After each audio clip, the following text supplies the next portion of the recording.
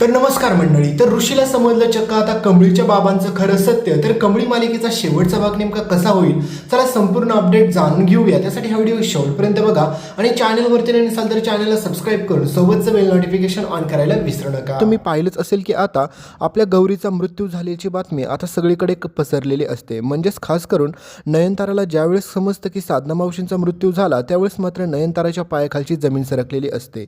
कारण की नयनताराला वाटतं की हे काय होऊन बसलं. कारण की मी तर असं विचार पण केला नव्हता की असं काही घडेल म्हणून. पण तुम्हाला माहितीच आहे की कमळीच्या आईसोबत किती चुकीचं झालेलं असतं. त्याच्यामुळे ऋषी आता जास्त चिडलेला असतो आणि ऋषीने आता निर्णय घेतलेला असतो की जोपर्यंत कमळी त्या गावामध्ये राहील ना तोपर्यंत मला तिच्यासोबतच राहावं लागणार आहे. कारण की ऋषी ठरवतो की मी कमळीला असं वाऱ्यावरती किंवा एकटीला सोडू शकत नाही. आणि ज्याप्रमाणे मी तुम्हाला बोललोच होतो मित्रांनो की आता ज्यावेळेस मात्र राजन अन्नपूर्णा आजी त्या ठिकाणी येतील गौरीच्या शोकसभेमध्ये, त्यावेळेस मात्र त्या ठिकाणी तुम्हाला माहितीच आहे की त्यांना तो फोटो पाहता येणार नाही. तो फोटो वाऱ्याने खाली पडला आणि त्या ठिकाणी मात्र राजन आणि अन्नपूर्णा आजीने कमळीच्या आईला पाहिलेलं नसतं. पण दुसरीकडे मात्र राजन आणि अन्नपूर्णा आजी म्हणत असतात की काही जरी झालं तरी कमळीला आता आपण आपल्यासोबत घेऊन जाऊया, कारण की कमळी आपली जबाबदारी आहे म्हणून आपण तिचा सांभाळ करूया. तर दुसरीकडे मात्र आता कमळी तिकडे येण्यास नकार देते आणि कमळी म्हणते की नाही, मी तिकडे लगेच येऊ शकत नाही, कारण की इथे आई आबांच्या सगळ्या आठवणी आहेत, त्याच्यामुळे मी त्या सोडून शहरात येणार नाही. पण दुसरीकडे राजन आणि अन्नपूर्णा आजी पूर्ण खचलेले असतात, कारण की त्यांना पण वाटत असतं की एवढं मोठं दुःख आता कमळीवरती आलंय तर आपण तिच्या दुःखामध्ये सामील झालंच पाहिजे. त्याच्यामुळे आता राजन आणि अन्नपूर्णा आजींना वाटत असतं की काही जरी झालं तरी कमळीची साथ सोडायची नाही, तिच्यासोबतच आपण राहायचं आणि तिला मुंबईला घेऊन जायचं. तर दुसरीकडे नयनताराला तिने केलेल्या चुकीचा सगळ्यात मोठा पश्चाताप होत असतो. म्हणजेच तिला समजत असतं की आता मी किती मोठी चूक करून ठेवली होती. कारण की मला वाटलं होतं की कमळी किती वाईट आहे, तिची आई किती वाईट आहे, पण मी त्यांना समजूनच घेतलं नाही. ज्या प्रकारे ऋषी मला सोडून गेलाय ना त्या प्रकारे मला कसं वाटतंय हे मला चांगलं समजतंय. मग तसंच माझ्या ऋषीची आणि माझी ताटातूट झाली, तसंच कमळीची आणि तिच्या आईची पण झाली ना. त्याच्यामुळे मात्र नयनताराला खूप गिल्टी फील होत असतं. नयनतारा म्हणत असते की मी त्या कमळीच्याकडे जाते आणि तिची माफी मागते.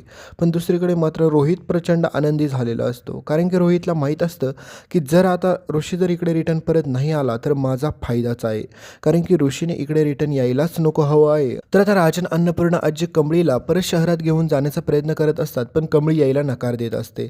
तर दुसरीकडे ऋषी म्हणतो की काळजी करू नका राजन काका, मी काळजी घेईल कमळीची, कारण की मी आहे कमळीसोबत काही दिवस.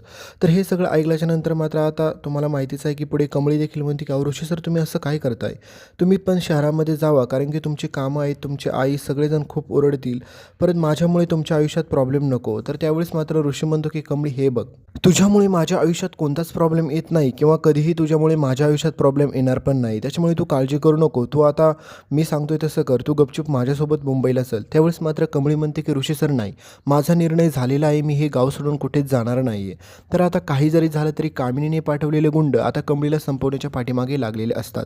कारण की ऋषी म्हणतो की जाऊ दे कमळी, तुला जर शहरात यायचं नाही ना तर मी पण जाणार नाही, कारण की मी ते याच ठिकाणी तुझ्यासोबत कायमचा राहणार आहे, त्याच्यामुळे तू काळजी करू नकोस.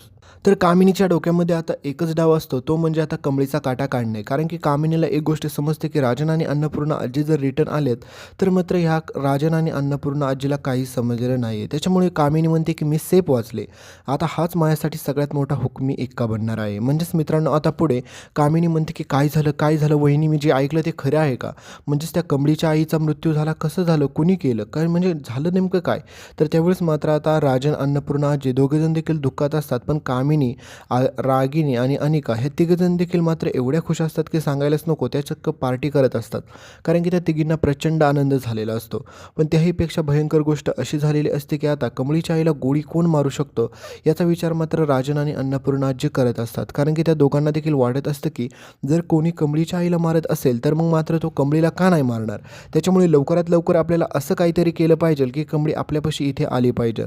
पण हे झाल्याच्या नंतर मात्र आता कामिनी परत गुंडांना पैसे देते आणि म्हणते की आता लवकरात लवकर त्या गावच्या कमळीचा पण खेळ संपवून टाका. तर पुढे गुंडा आता कमळीला मारण्यासाठी जाताना तुम्ही पाहाल, पण त्यावेळेस मात्र कहाणीत सगळ्यात मोठा ट्विस्ट घडतो. कारण की आता कमळीसोबत कोण असतं माहिती आहे ना तुम्हाला, ऋषी. कारण की आपला ऋषी कमळीवरती एकही संकट येऊन देत नाही आणि ऋषीला माहीत असतं की जर मी कमळीला सोडून बाहेर गेलो, कुठे गेलो तर 100% ते लोक कमळीवरती हल्ला करतील. पण आता पहिला प्रश्न हाच असतो की कमळीला प्रश्न पडतो की माझ्यावरती हल्ला करणारी व्यक्ती अशी कोण आहे, आमची कोणासोबत दुश्मनी आहे.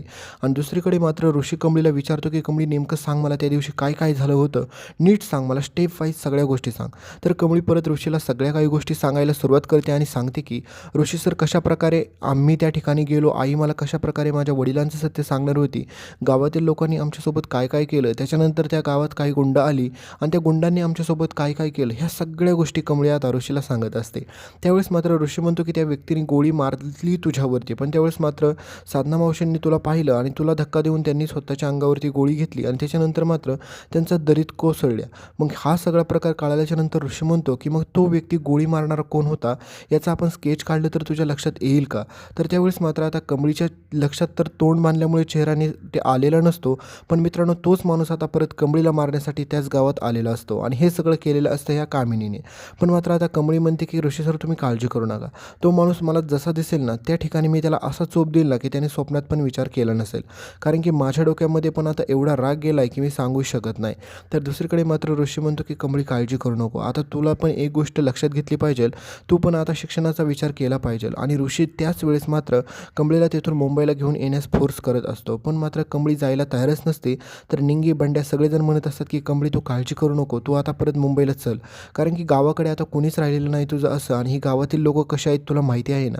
त्याच्यामुळे तू जर तुझं पुढचं शिक्षण पूर्ण केलं, त्याच्यानंतर आईआबांचं स्वप्न पूर्ण केलं तर मग काहीच हरकत नाही. मग त्याच्यानंतर तू इथे येऊन या ठिकाणी शाळा उभारू शकते, या लोकांच्या फायद्याचा विचार करू शकते. भलेही या लोकांनी तुझा तोट्याचा विचार केला, पण तू यांच्या फायद्याचा विचार तर नक्कीच करू शकते.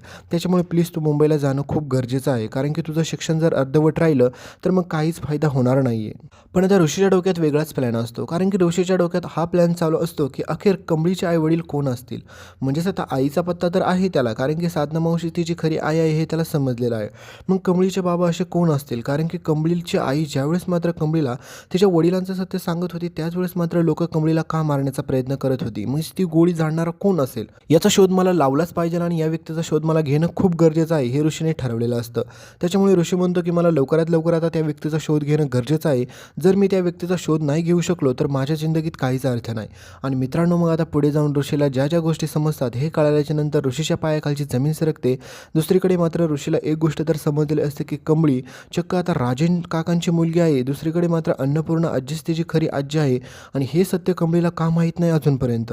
मग आता ऋषी म्हणतो की नेमकं काय झालं असेल, आणि मग ऋषीच्या मनात तेवढ्यात एक डाऊट येतो की कमळीच्यावरती हल्ला करणारी किंवा कमळीच्या आईला मारणारी ती त्यांची कामिनी तर नसेल ना. तर त्यावेळेस मात्र ऋषी म्हणतो की आपल्याला आधी पुरावे शोधले पाहिजे आणि त्याच्यानंतर मात्र मग सगळ्या गोष्टीचा शोध घेता येईल.